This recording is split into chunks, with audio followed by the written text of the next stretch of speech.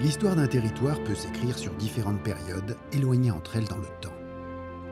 Façonnée par des millénaires d'évolution géologique, cette géographie ne s'est pourtant vraiment dévoilée que récemment, au tournant du 19e siècle pré-industriel.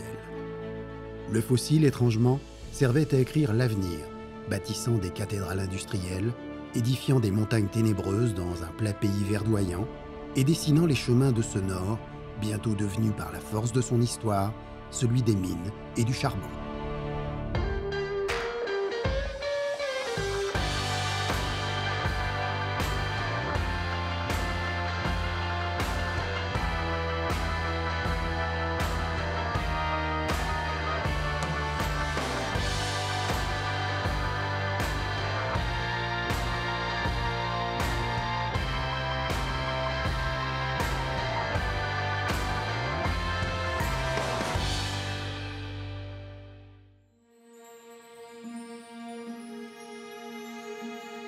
Depuis la trouée d'Arenberg, célèbre pour le passage des cyclistes du fameux Paris-Roubaix, nous parcourrons les chemins du bassin minier du Douaisis qui serpentent autour de la ville de Douai.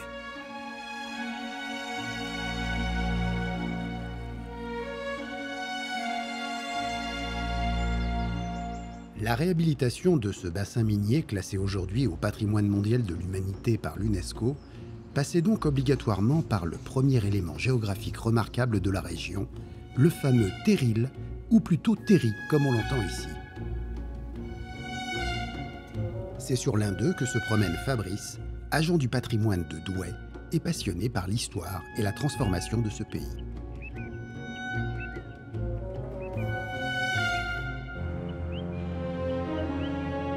Ce terril a été créé à partir de 1850. Ce sont bien sûr des rejets de la mine, ce sont des grès, de la terre, des stériles qui sont comme ça entassés sur le côté.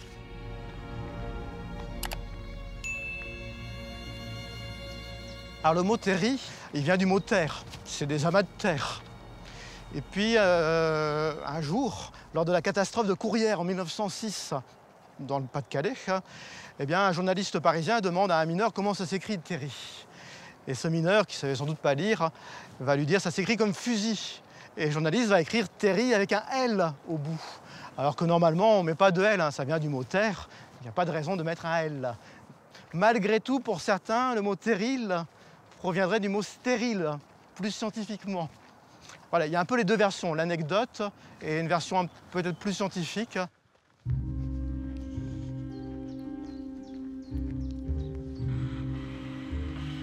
Les premiers terris étaient plats, dans le sens de la longueur, parce que les wagonnets qui déversaient les résidus le faisaient comme ça sur des rails, dans le sens de la longueur. Et puis après, par la suite, à partir de la fin du 19e siècle, on va construire des terris plutôt coniques, parce que le progrès va permettre de créer des rampes, et donc on va monter les stériles en hauteur, et les déverser en hauteur. Et donc ça va créer des terris, de grands terris coniques. Les terris, quand ils étaient en exploitation, il n'y avait pas de plantes ni d'arbres du tout. C'était des pentes noires, totalement.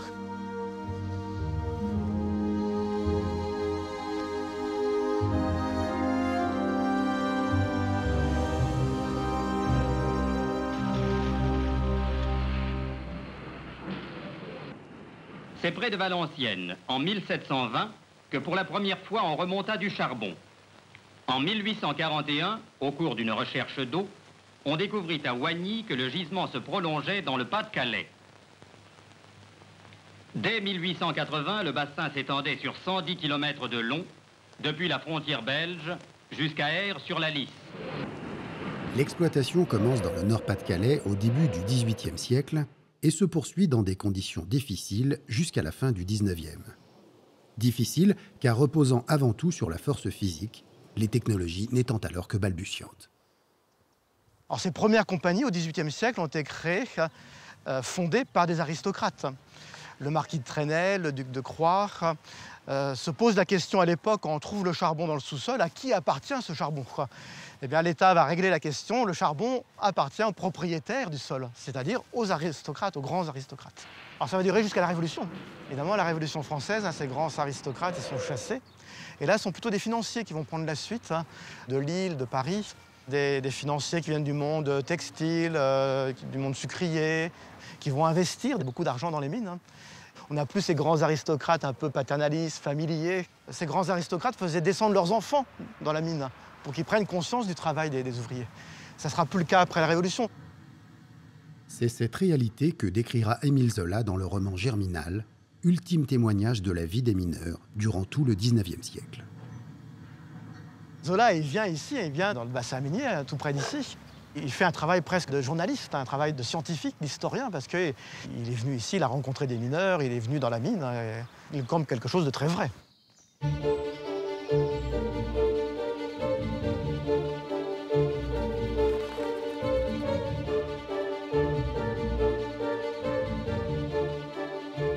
L'exploitation du charbon connaît différentes phases depuis les premières extractions du XVIIe siècle jusqu'à l'explosion des besoins énergétiques au début du XXe. À partir de 1830, les besoins de charbon commencent à régulièrement augmenter devant l'essor de l'industrie et un besoin d'énergie croissant. Rapidement, de nouvelles fosses sont ouvertes et de nouveaux paysages se créent, peuplés de réseaux ferrés, de routes ou de canaux destinés à acheminer les marchandises.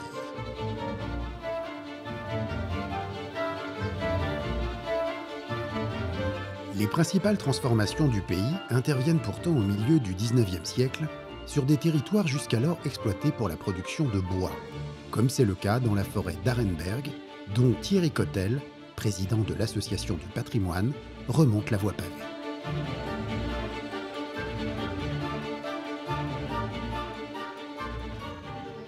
Alors ici, nous sommes à la trouée d'Arenberg, sur la commune d'Arenberg, soit sur ici ce qu'on appelle les drèves, parce qu'ici il y a une voie, ça s'appelle une drève dans la région.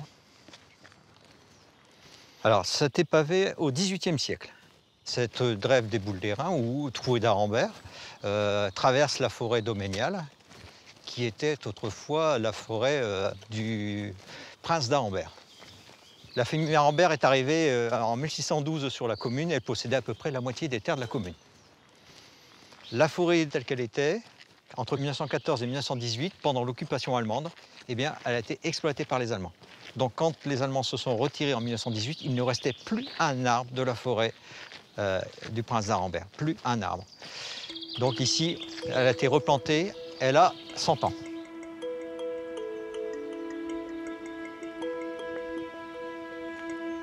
L'empreinte du pays minier sur les paysages est encore plus impressionnante en sous-sol, puisqu'il façonne le décor, sillonné d'un dédale de galeries qui ne sont pas sans conséquences.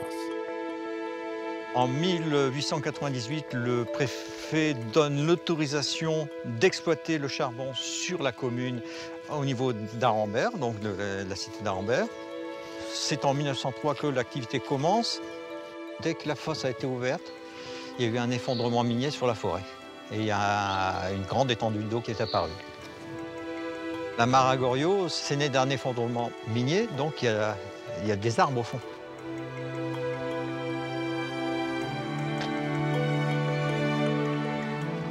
Pourquoi Goriot? Parce que c'est petit gore, gore sanglier, donc petit sanglier. Et il y a beaucoup de sangliers ici, dans la forêt doméniale. Bon, la mare à Goriot, c'est une étendue d'eau qui s'est agrandie progressivement, puisque avec les mines, le terrain bouge. Et ici, l'affaissement a été progressif et de plus en plus important. Et donc la mare s'est agrandie au fur et à mesure des années.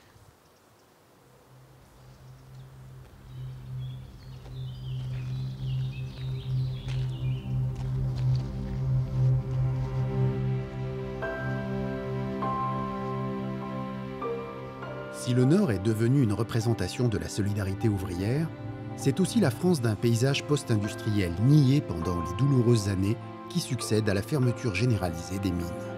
La fosse d'Arenberg a fermé ses portes en mars 1989. Alors c'est pas faute d'absence de charbon. Du charbon, il y en a toujours au fond. C'est parce que c'était un problème de rentabilité. Donc l'échevalement devait être démonté, le carreau de fosse devait être détruit. Il y a eu très vite des habitants qui sont intervenus, des personnes qui sont intervenues. Et c'est pour ça qu'on a quand même la chance d'avoir une cité qui est assez complète. Et un site minier qui a été quand même assez préservé.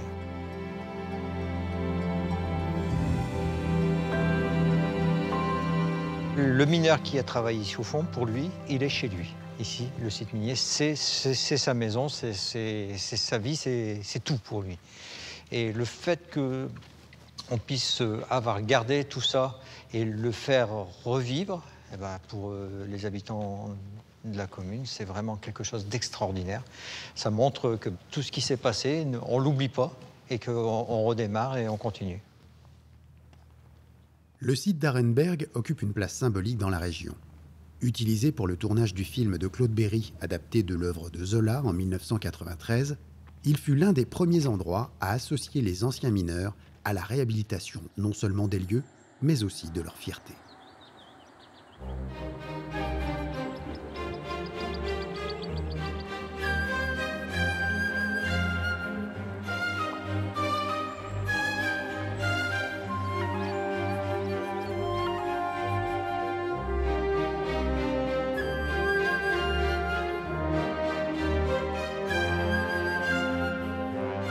Outre le site d'Arenberg, préservé à l'issue du tournage de Germinal, un musée de la mine s'est installé dans une autre fosse célèbre du bassin, la fosse Delevoye.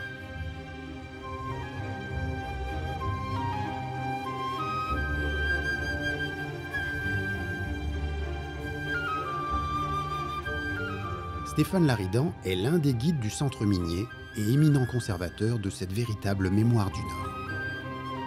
La mine, ça a toujours fasciné à la fois les publics, mais aussi les auteurs. C'est un univers particulier, puisque déjà le fond, il était quand même accessible que pour un nombre limité de personnes. Les mineurs de fond accédaient aux galeries, mais leurs familles entendaient parler de la mine, ne pouvaient pas ou très rarement accéder. Donc c'est un univers un peu mystérieux. Et là, on constate que c'est les descendants des mineurs qui reviennent sur les traces de leurs aïeux et faire découvrir à leurs enfants l'histoire du grand-père ou de la grand-mère qui a travaillé au triage ou à la fosse, de découvrir ou de redécouvrir l'histoire de leur famille. Attention la tête.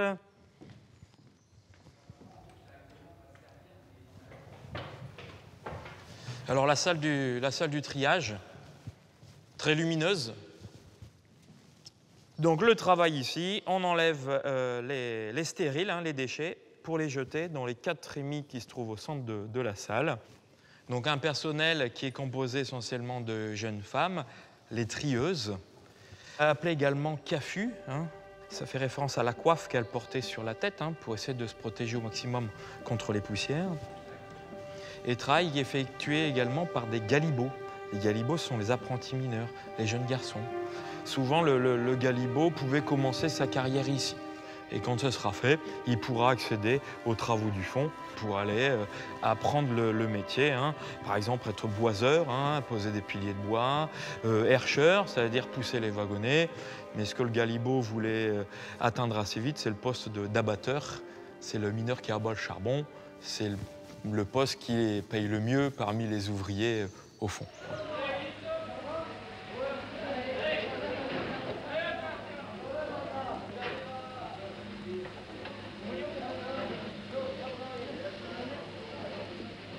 La pièce centrale de la fosse en est aussi le principal décor, puisque les impressionnants chevalements sont en fait les ascenseurs de la mine. Ces énormes portiques soutiennent le poids considérable des câbles qui peuvent atteindre plusieurs centaines de mètres. Donc la bohette, c'est la galerie principale de la mine. La bohette, elle a une taille importante parce qu'elle va transporter énormément de choses.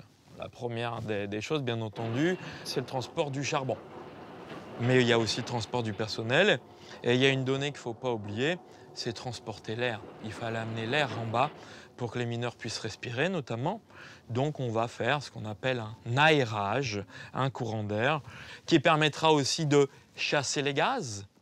Donc on va chasser le grisou, on va aussi chasser les autres gaz, le dioxyde de carbone, le monoxyde de carbone qui peut également s'accumuler au fond. Et dernière donnée importante de cet aérage, c'est de permettre d'abaisser la température. Parce que plus on va descendre dans le sous-sol, plus la température va monter. 1 degré tous les 33 mètres de profondeur.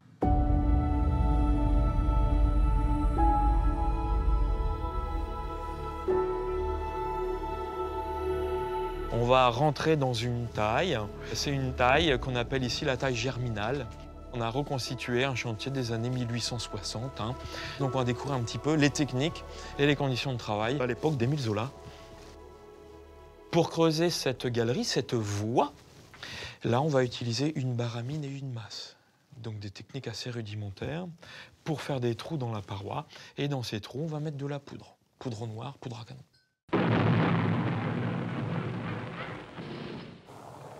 Après le tir, les mineurs déblais à la pelle et donc ils chargent tous les gravats dans les wagonnets, dans les berlines.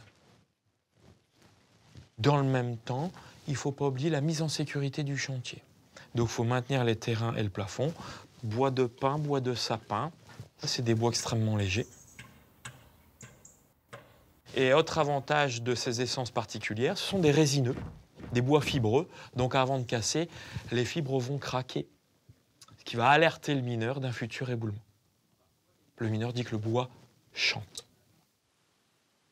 Quand on a réalisé ces étapes successives, et ben là, on va pouvoir attaquer le charbon. C'est son travail à lui, c'est l'abatteur. Il avait un pic et pas une pioche. Parce que la pioche, on n'a pas de place pour travailler dans le chantier. Et ces techniques d'exploitation, c'est pratiquement les mêmes techniques qu'à la découverte du gisement, donc 1720 au XVIIIe siècle. Et ces techniques qui vont perdurer jusqu'à la fin du XIXe siècle. Au XIXe siècle, il y a eu une évolution notable dans les techniques d'exploitation, c'est l'arrivée des chevaux. On va commencer à descendre les chevaux au fond dans le bassin minier du Nord-Pas-de-Calais à partir de 1847. C'est assez compliqué en 1847 de descendre un cheval, puisqu'on n'a pas encore de cage, pas encore d'ascenseur. Une demi-journée pour descendre votre animal en bas, 8 à 9 personnes étaient nécessaires. Donc au XIXe siècle, quand votre cheval est arrivé au fond, eh ben, il y restera toute sa carrière.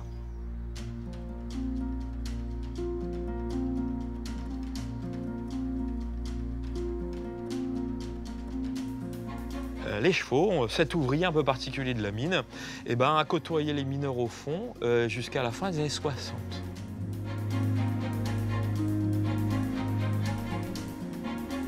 « 1930. Toujours un soutènement en bois. Le bois était utilisé pratiquement jusqu'à la fin. Là, l'évolution importante, c'est ça. C'est l'arrivée du marteau-piqueur à air comprimé.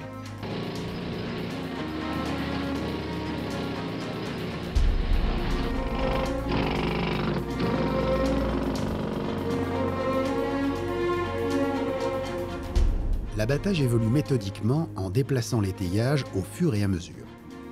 Le charbon est abattu dans chaque voie et évacué par des couloirs oscillants.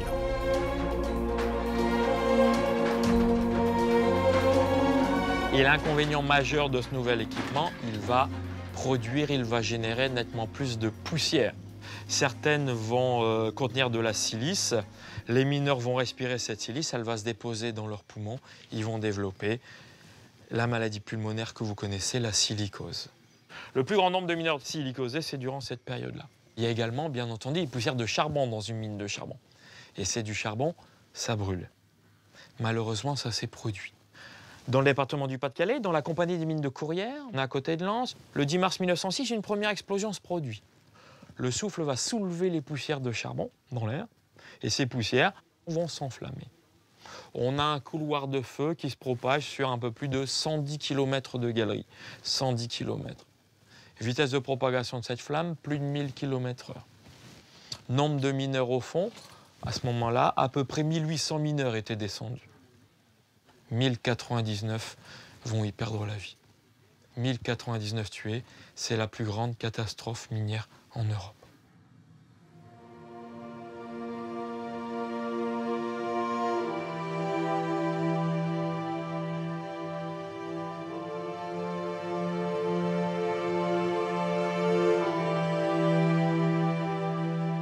Malgré la modernisation du matériel, principalement destiné à augmenter la productivité du mineur, les améliorations concernant l'équipement de sécurité seront plus longues à se mettre en place.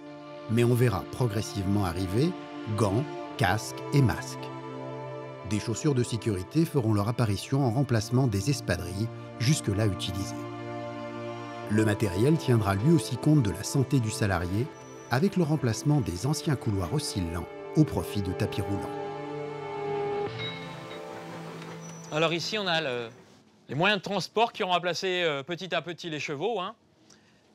Des trains, des locotracteurs, pour être tout à fait précis. Des locotracteurs électriques avec une batterie qui est là.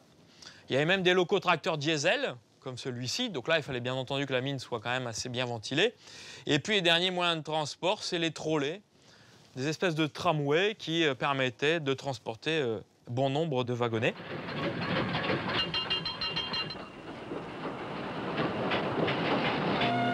Après 8 heures de travail par 400 mètres de fond, la remontée au jour procure une satisfaction toujours nouvelle. Et la première cigarette est bien savoureuse.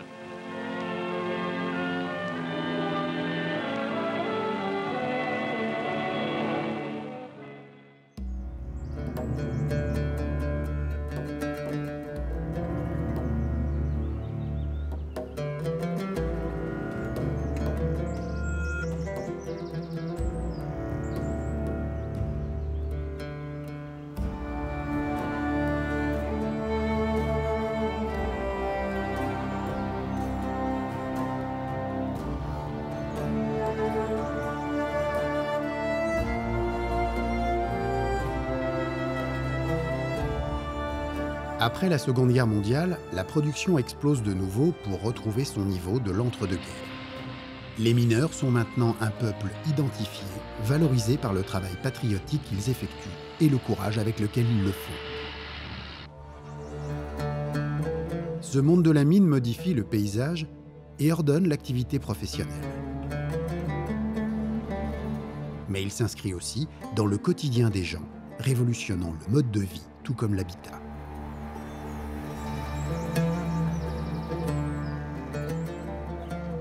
Les premières mines sont nées vraiment dans les campagnes. Avant l'extraction du charbon, c'était ici des campagnes, des champs, des pâturages. Et donc le monde de la mine va se créer en dehors des villes et dans un monde campagnard. Les premiers mineurs sont issus du monde rural, sur place, et donc logés très souvent dans des fermes. Bien sûr, la main-d'œuvre augmentant, il fallait créer des logements, il fallait construire des logements. Dès les années 1820-1825, les compagnies minières commencent à réfléchir au logement ouvrier. Ils vont créer ces barres de maisons.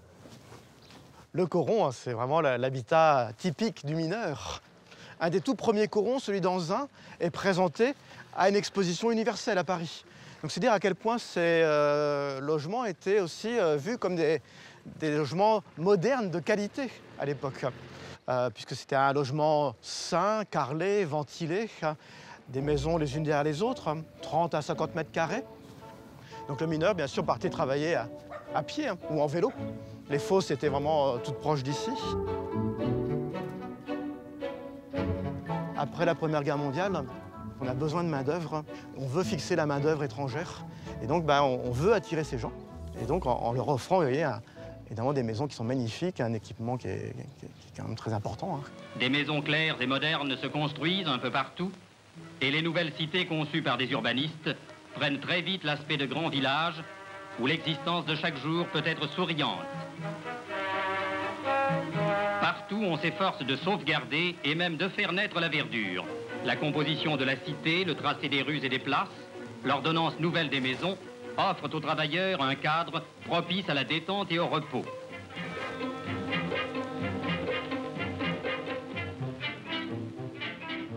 Tout le monde travaille à la mine et ce n'est pas suffisant. Alors on va embaucher ailleurs. Jusqu'au début de la Première Guerre mondiale, 99% des étrangers travaillant à la mine étaient belges. Ils seront suivis après-guerre par des Polonais, puis à l'issue de la Seconde Guerre mondiale, par Italiens et Algériens, rejoints bientôt par les Marocains dans les années 60. Alors ici, on est vraiment au cœur de la cité de la Clochette, qui a été créée, construite entre 1925 et 1927 par une compagnie des mines. Cette compagnie va construire ici des logements surtout pour les mineurs polonais. En France, ce sont 500 000 Polonais qui vont venir travailler, dont 200 000 dans la région ici. Les maisons sont magnifiques puisqu'elles ont un décor de faux colombage, les porches en demi-lune. des corps de briques rouges et blanches, des toitures un petit peu en croupe, des grands jardins, alors souvent des jardins pour les fleurs, parce que les Polonais aimaient beaucoup les fleurs, des roses notamment. Ça, c'est assez typique des jardins polonais.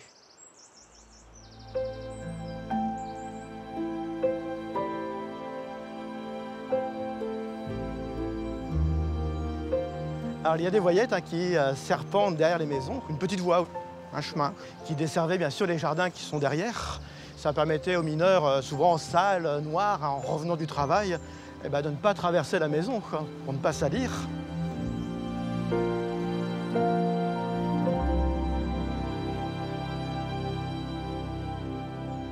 Le mineur passait toute sa vie dans la cité. Donc bien sûr, ces mineurs vont se rassembler. Déjà dans leur travail, au fond, ils sont solidaires, ils travaillent ensemble, en cadence. Et donc tout naturellement, en surface, ils vont reproduire un petit peu la même chose au sein d'associations musicales, sportives. La compagnie fournissait tous les équipements. Le costume, l'équipement sportif pour les associations sportives. Le fait de proposer comme ça des loisirs, on va éloigner effectivement le mineur des revendications salariales ou autre chose. Ces cités-jardins sont encore occupées aujourd'hui par les familles et descendants de mineurs, maintenant porteurs de cet héritage et conscients de sa valeur. Les habitants du bassin minier ont conscience de la valeur de leur travail, de ce qu'ils ont connu autrefois, ont conscience de la valeur de cette histoire de la mine, ce qui n'était pas le cas il y a encore 30-40 ans. C'était quand même quelque chose qu'on cachait même presque. On ne devait pas monter sur les terris, c'était dangereux, c'était pas aménagé. Les gens de la ville, qui habitaient à Douai dans la ville, n'osaient pas traverser une cité.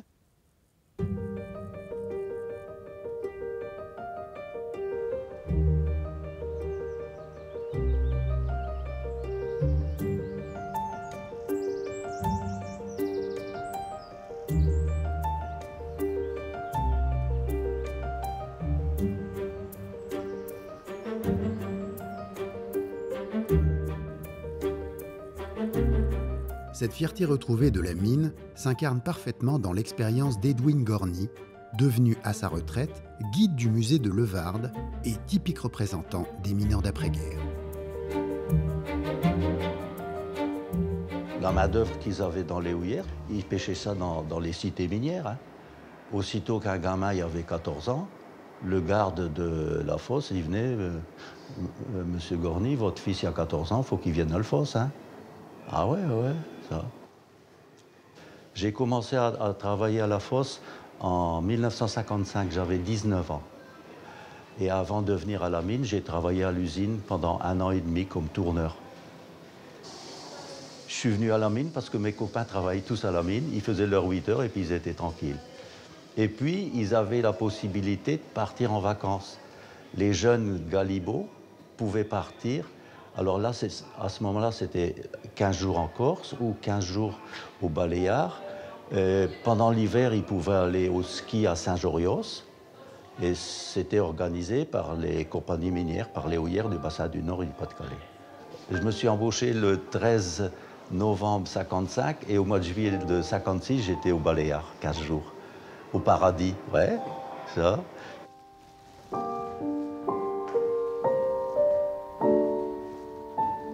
Arrivé en vélo ou à pied d'un coron situé à proximité, le mineur commence sa journée dans la funestement nommée salle des pendus.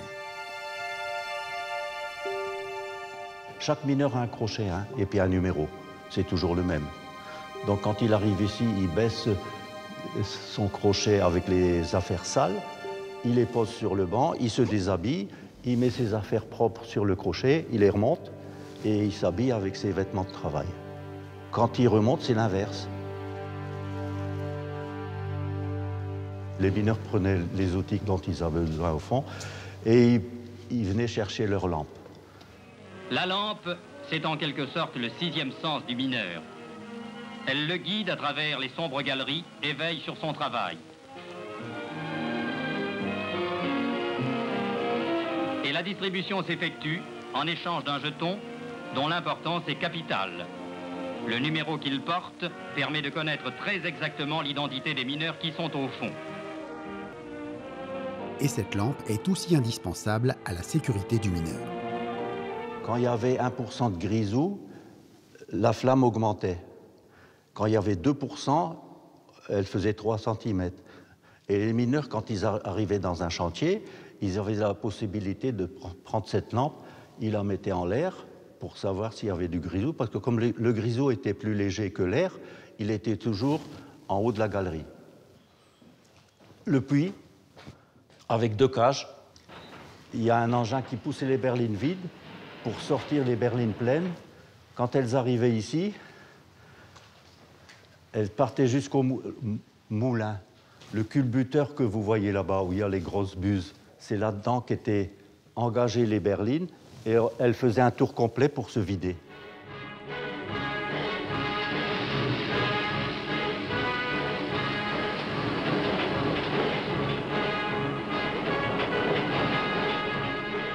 Ils voulaient gagner de plus en plus, les mineurs. Ils étaient payés à la tâche. Ils étaient payés au mètre creusé ou au tonnage de charbon abattu.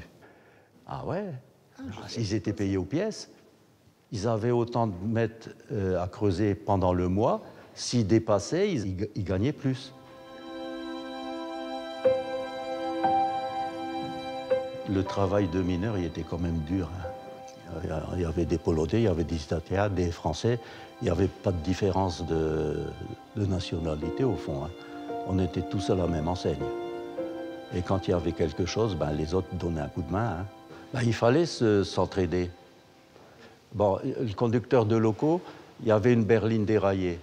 Tout seul, il n'aurait pas pu la remettre sur les rails. S'il y avait quelqu'un dans le coin, on venait lui donner un coup de main. C'était obligatoire, c'était tout naturel. Edwin est un parfait représentant du Nord minier, par son métier, mais aussi par ses origines polonaises, particulièrement représentatives de la région.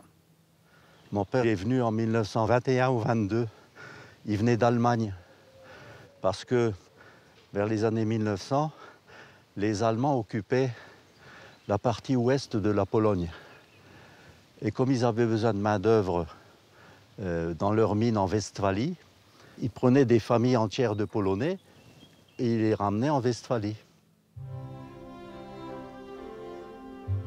Comme les Allemands ont perdu la Première Guerre mondiale, les étrangers qui habitaient l'Allemagne pouvaient quitter l'Allemagne.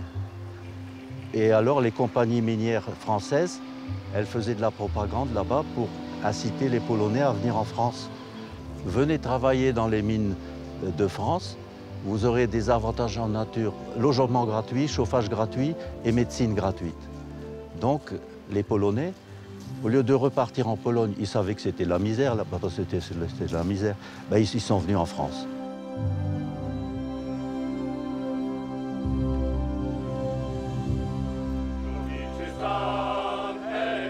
Comme de nombreux mineurs, Edwin est membre d'une des chorales locales qui sont souvent d'origine polonaise. Y sont repris des chants du Nord, mais aussi de nombreux chants de mineurs polonais.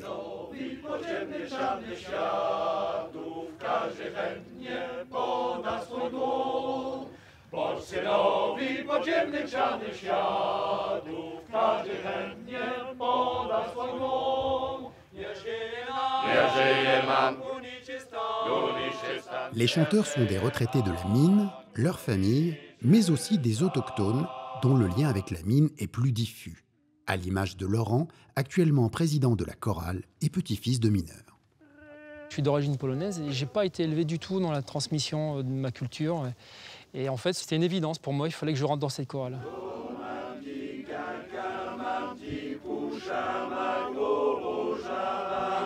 L'ADN de la chorale, sont les valeurs du travail, de la famille, du plaisir d'être ensemble, la solidarité, le plaisir de la musique. Les choristes, quand ils rentrent à la chorale, ils rentrent dans une bulle.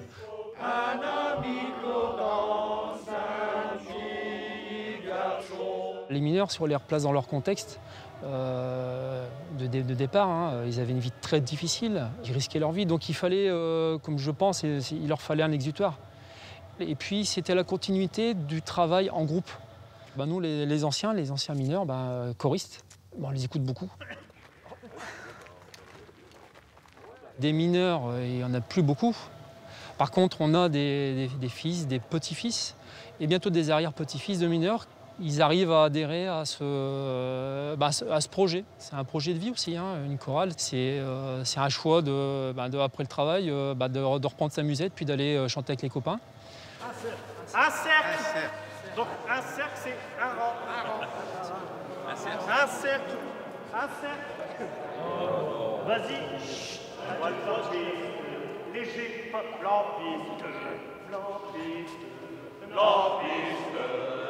lampiste. L'appelle-moi bien, Rémi chutiste. Lampiste, lampiste. Garde tes mains, l'appelle-moi bien.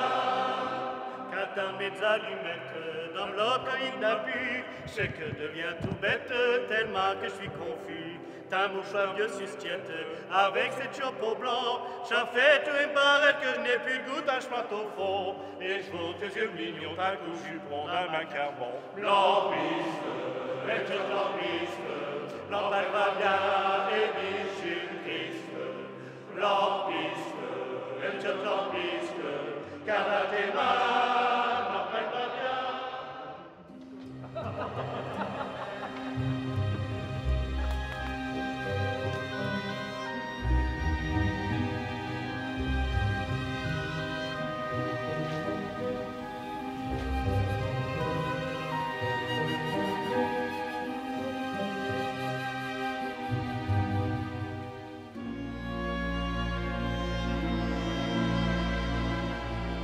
Avec Arenberg et le Varde, la fosse du 9-9 bis à Oigny est le troisième site d'importance de la région. Accueillant aujourd'hui une salle de spectacle à succès, il est aussi occupé par le bureau de Raphaël Alessandri, architecte du comité ayant porté l'inscription au patrimoine mondial de l'humanité.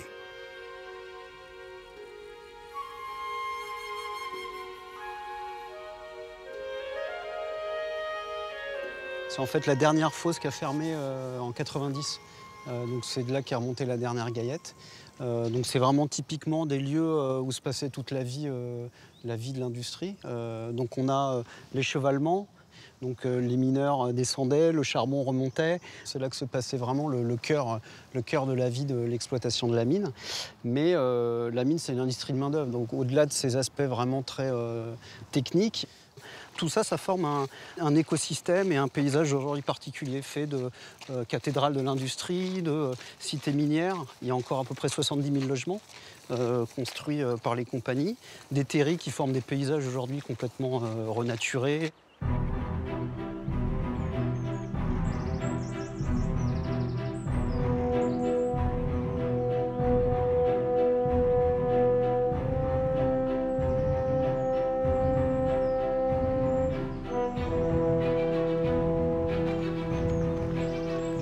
À la fin des années 80, si on faisait un sondage auprès de la population, le terri était vraiment perçu comme une image extrêmement négative, extrêmement stigmatisante du territoire. Il a fallu des années, petit à petit, de sensibilisation, de changement d'image, pour faire en sorte qu'aujourd'hui le terri devienne plutôt un symbole assumé d'identité positive de ce territoire.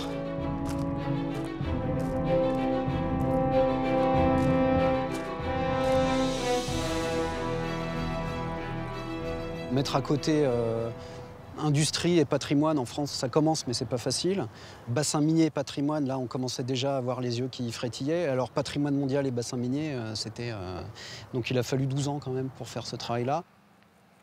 Non, l'UNESCO ne vous ramène pas à l'histoire de la mine. Non, l'UNESCO ne va pas vous mettre une chape de plomb en vous disant vous êtes mineur et mineur à vie. Non, c'est pas du tout ça. C'est juste faire le tri de l'histoire et en préserver ce qu'il y a de mieux pour inventer l'avenir.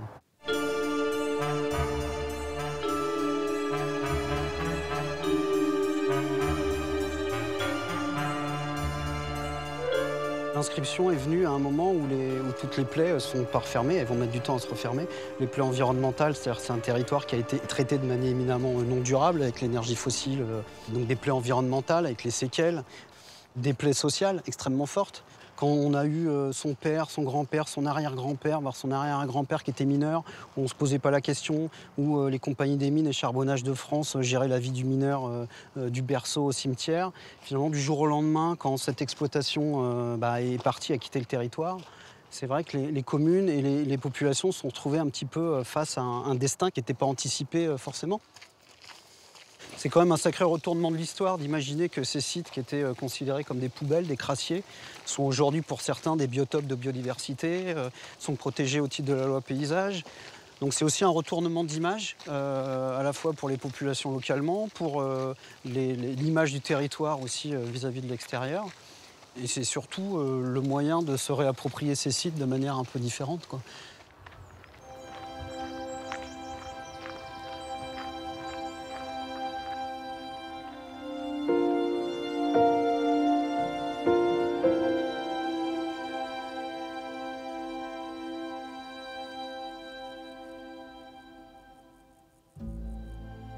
Juste au nord de Douai, le paysage minier a considérablement évolué depuis l'arrêt de l'activité. Ce décor, par définition stérile, a laissé naître des chemins de randonnée atypiques, organisés pour valoriser cet héritage local, créateur de nouvelles biodiversités.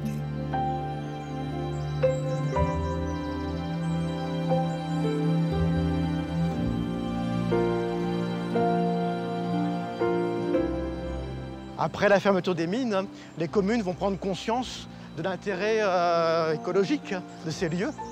Et la commune de Rovarodin, ici, va aménager des chemins de randonnée. C'est des kilomètres de chemins de randonnée sur le terri. Ça n'avait à l'origine aucune valeur marchande, c'était une poubelle. Mais sur ces terris, très souvent, va apparaître, d'abord spontanément, des arbres, une flore particulière. Alors les premiers arbres, ce sont les bouleaux.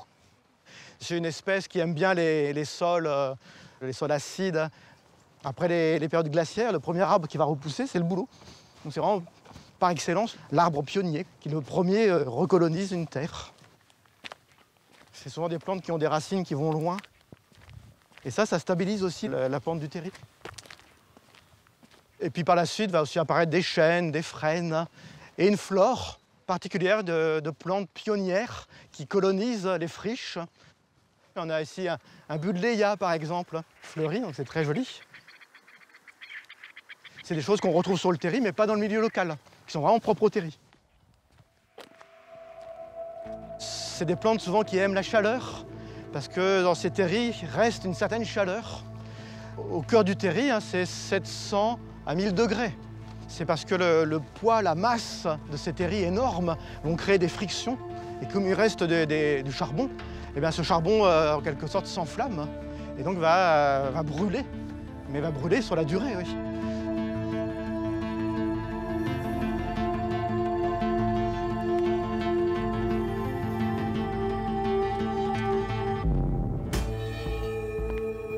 Il y a beaucoup de robiniers faux acacias.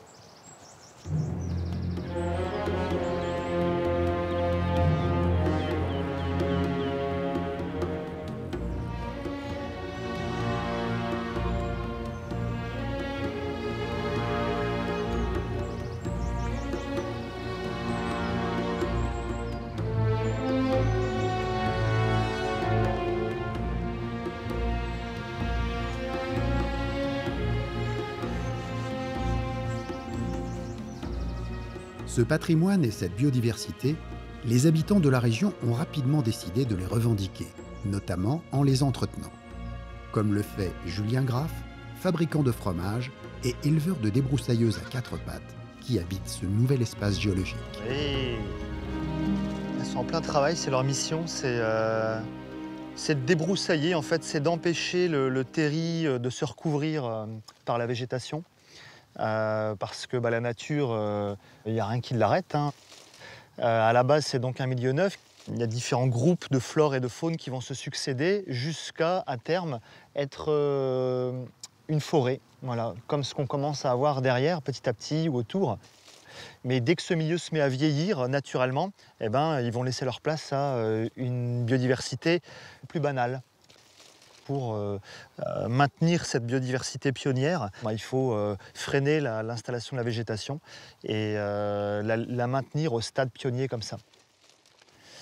Alors ici, en priorité, elles vont plutôt manger du coup les arbustes et les arbres. Et ensuite, elles vont se rabattre un petit peu sur les fleurs de friche, quoi. On va dire les trucs qui sont, si possible, à 20-30 cm de haut. Pas les machins à 5 cm du sol, ça les intéresse pas trop, quoi.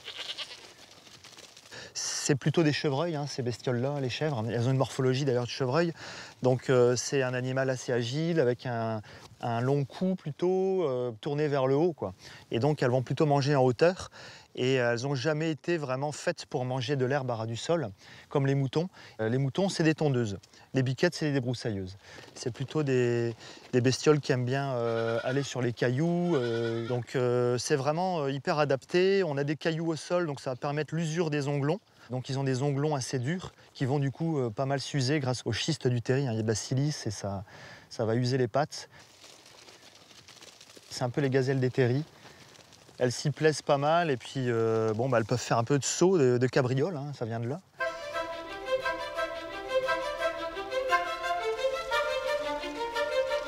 Elles adorent ça, tu vois, c'est des bêtes d'escalade, quoi.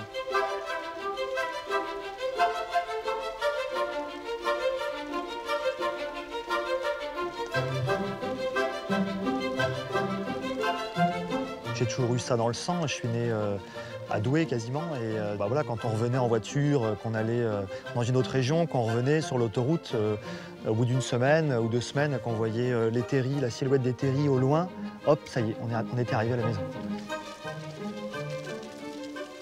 Là, ici, il y a eu 300 ans d'exploitation du charbon, quelque chose de vraiment énorme. Nous, ça fait partie de notre culture, on a tous des objets de la mine, des lampes de mineurs chez nous qui sont sur la cheminée, enfin des choses comme ça, chez les grands-parents. Et donc, on a cette fierté-là et on a tous plus ou moins, si c'est pas nous directement, c'est une connaissance ou quelqu'un qui a un mineur dans la famille, quoi, qui est allé au fond, quoi. Chaque caillou qui compose les terris est passé entre les mains d'un mineur, donc c'est quelque chose de hyper humain, avec toute la souffrance qu'il y a eu. Et puis évolutif, un vrai paysage, parce que pour le coup, voilà, des montagnes créées, une chaîne de montagnes, une chaîne de terris créée par l'homme, et aujourd'hui qui est une friche industrielle, parc paysager, réserve naturelle et pâturage agricole, quoi. Et ici, ça fonctionne, quoi. On arrive à faire du fromage, il est bio. C'est un site industriel mais qui est propre. Il y a un monde fou qui vient de se balader. Si on ne fait pas du développement durable ici, avec tous les enjeux environnementaux, paysagers, socio-économiques, touristiques, etc., c'est qu'on ne pourra jamais en faire nulle part, quoi. Allez, on rentre les biquettes, c'est fini le dessert. Derrière, derrière. Derrière, Fax, gauche. Doucement, doucement.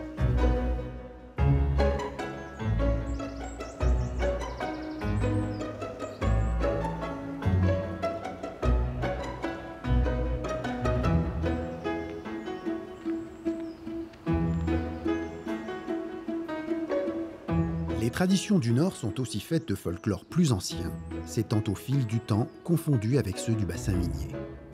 À Douai, en plein centre de celui-ci, la communion populaire se cristallise pendant 3 jours chaque année autour des plus imposants parmi les célèbres géants du Nord, les Gaillons.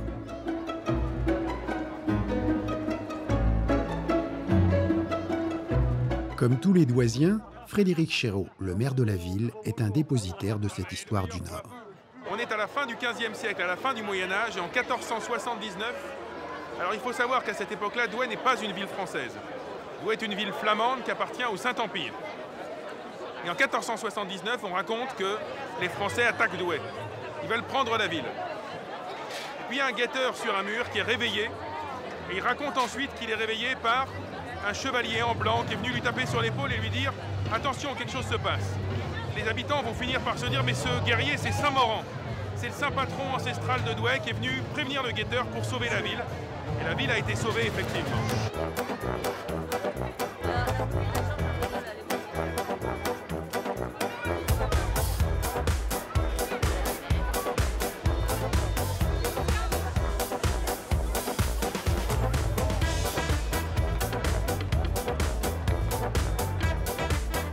Les géants sont portés depuis leurs origines par une guilde des porteurs très respectée.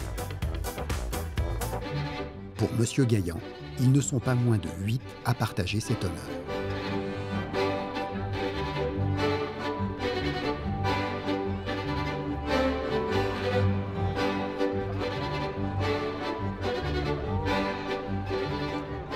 Le plus grand, le papa, c'est Monsieur Gaillan, 8,50 m de haut, 375 kg. Il est accompagné de sa dame, Madame Gaillan, 6,50 m, 250 kilos, et leurs 3 enfants, Jaco, Babin et Fillon, qui pèsent de 85 à 40 kilos. Tous les Douaisiens font Gaillan. À Douai, on ne va pas voir Gaillan, on ne va pas voir le spectacle, on fait Gaillan. On participe tous à notre manière différemment. On a tellement ça dans la peau, nous les Douaisiens. C'est notre amour, c'est notre papa, c'est notre maman. Et c'est à chaque fois un grand moment d'être tous ensemble, d'être ensemble.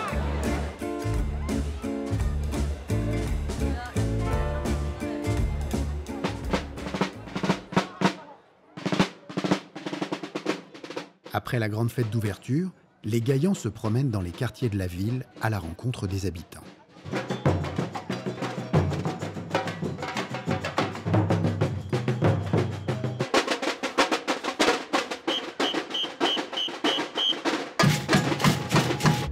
Au 3e jour, la foule des Douaisiens accompagne les géants jusqu'à leur demeure pour saluer leur départ dans une ferveur populaire partagée.